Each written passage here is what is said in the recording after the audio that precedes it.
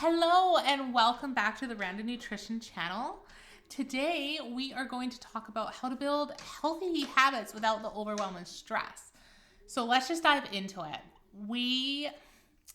When we plan these lifestyle changes, a lot of us will just go and take out everything that's bad and shove all these new habits in where we get completely overwhelmed and then we quit. So that's a no, okay? We're gonna start from the basics and from the beginning. So first of all, you need to consider the what and the why. So what are the healthy habits that you wanna add into your life? Do you wanna lose some weight? Do you want to start working out more? Okay, well that's the what, but what is your why? What is your why? Not I want to lose weight, that's why. No, why do you want to lose weight? Is it because it's fall and after, some of the isolating and quarantining and fun summer, you put on jeans this morning and you're like, oh, these don't really fit that great and you're uncomfortable in them?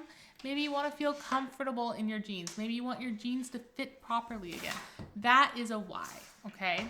So that's the first step. You'll have to excuse my toddler. She's making some art and throwing things all over the place. So the next step is to make a plan, okay? It is time to make a plan.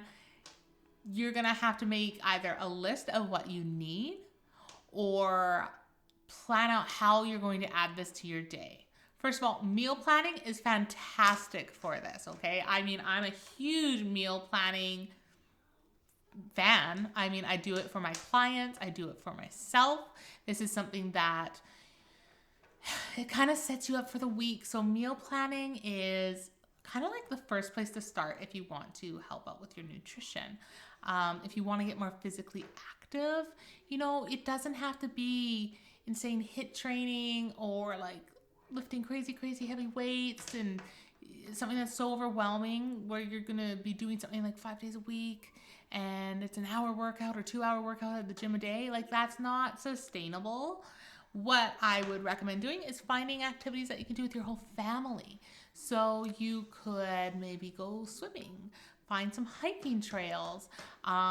Winter's coming. Snowshoeing, find something that you can do that's enjoyable. Going for a walk. Walking is fantastic and it doesn't get as much credit as we should give it. You'll want to plan out your workouts. So maybe you'll have to find a program. There are so many great things here on YouTube. There's also like bodybuilding.com has free ones. I know Beachbody On Demand has some great ones that you pay for. That's what I personally use. I really enjoy them. There's so many different things that you could be doing. But food is always key, especially when it comes to weight loss. It is nutrition. And if you're stuck with making a meal plan and you don't know what to do, hire a nutrition coach. Invest in that. A lot of us will invest in eyelashes and getting our eyebrows done. But when we hear about something that will help with our health, we kind of think twice about that. And we're like, no, that's too expensive. Sit down with your budget, see what you can do. And I'm not saying hire me. Go find someone that works for you, someone that you follow on Instagram or here on YouTube that speaks to you and you think would be a good fit for you, okay? I know like when I do meal plans for my clients, we talk about lifestyle. And if you are a mom and you have hockey and then ballet and you have all these extracurriculars with the kids, I'm not going to have this meal that you're going to be making. Like, it's not attainable. We're either going to do leftovers or, you know what, we fit in some Domino's to your schedule for you and the kids to have a little pizza party. You have to find someone that's going to work with your life. You're going to have to find someone that works with your lifestyle, I should say. It's not, from scratch every single day. Again, that's not attainable. And think about that when you do your meal plans, okay? If you are planning to make a meal from scratch for breakfast, lunch, dinner every single day, you're probably going to burn yourself out. I know I don't do that. I might do some overnight oats for the week. My lunches stay pretty consistent. They're pretty similar because I batch cook. When I say batch cook, I meal prep. I'll cook up a bunch of rice, a bunch of quinoa at the beginning of the week so I can just scoop it in. I buy the spring mix, throw it into my salads. scoop in the rice. I pre-cook some chicken, throw that into my salads. I pre-make a dressing, or I buy like a really clean one from the store. I will wash and prep all my vegetables. So that's, those are some steps you can take for making a plan. And then I usually cook my dinners fresh, but we have leftovers once or twice a week because I'm tired. I work. My husband works. The kids are crazy. I don't always have that energy to cook every day at 5 p.m. So think about your life and how you can incorporate this, okay? The next step is you're going to want to set some goals, okay? So realistic and achievable short-term goals. You're not going to want to go, oh, I want to lose 30 pounds. Okay, that's a long-term goal. That's a lot of weight to lose. You want to break that up. So maybe you want to lose a pound this week. Maybe you want to up your activity level. So you're going to put in your calendar that every day after dinner, you're going to take a 30-minute walk. Okay, these are some short-term goals. And then you're going to have to schedule it in. So if you're wanting to take maybe a 30-minute walk every day after dinner, if you use iCal or Google Calendar, throw that in there. Throw every day at 6 o'clock. Walk 30 minutes. Ask Alexa to remind you. Ask your phone reminders to remind you. You're going to have to put some cues so you know and you're reminded and you just go and do the thing. You put in a podcast, you walk with your family, you listen to some music, you just get it done.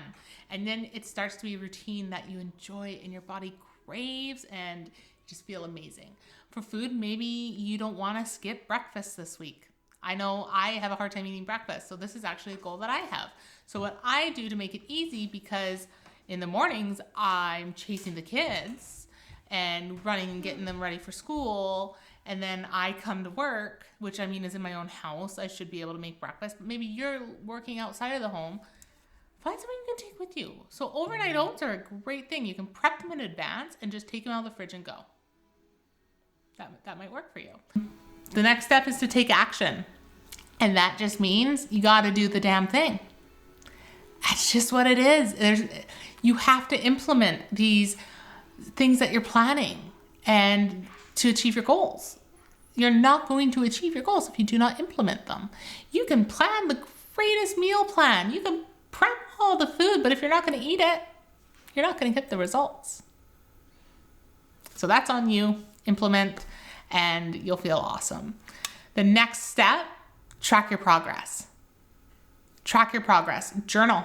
Journal is great. So I'm not just talking about like the scale. I'm not talking about measurements, taking pictures of your body, although that is a great way. I really like it when clients take photos, and I do have my clients take photos and measurements in addition to their weight because the scale only tells one thing, okay?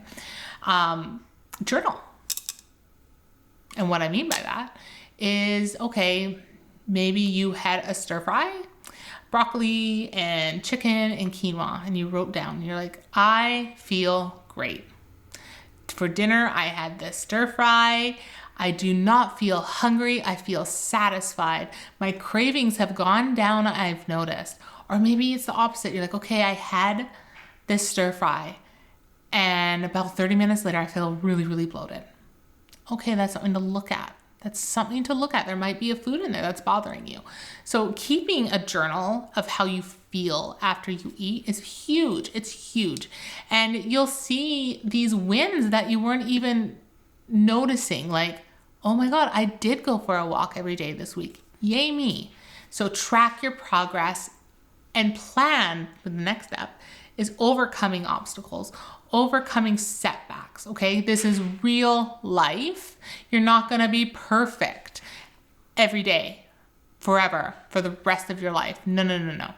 Maybe it's raining and you can't go out and take a walk, or it's snowing because it's almost winter, and I don't know about you, I don't go out in the snow. I don't like the cold, so I'm not a big walker in the winter. Okay, so I can up my activity level. I mean, I still do workouts at home, but maybe I can up it a little bit by setting a timer for every 40 minutes to get up from my desk and take a walk around the house. I don't know, do stairs or something. Maybe I can go onto YouTube and find a walking video or a workout from home video. Maybe I can go to bodybuilding.com and find a routine that will work for me because I can't get to the gym because the roads are really bad. Okay, you can find a body weight exercises if you do not have equipment.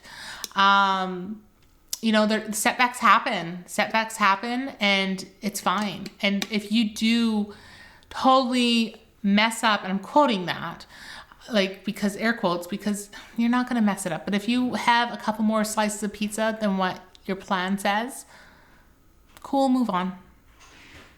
Don't beat yourself up. There's always the next dinner.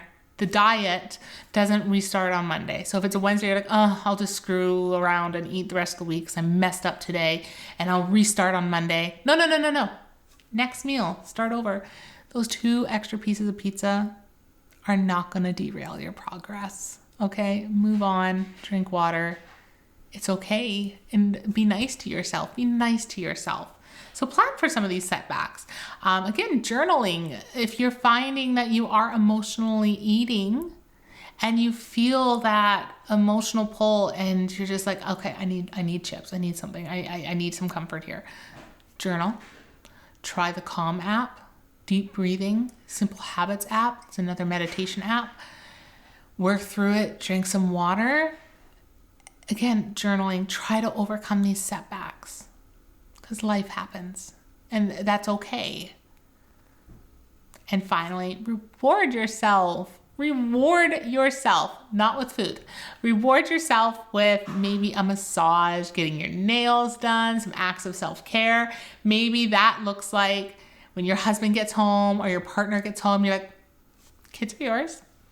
I'm going down to Winners, Home Goods, Marshalls. I'm going to go look around. Bye. Go and spend some time for yourself. Maybe that's going to Starbucks and enjoying a coffee by yourself. Maybe that's going for a nice walk. Maybe that's having a bath. I don't know. Whatever would fill your cup up, okay?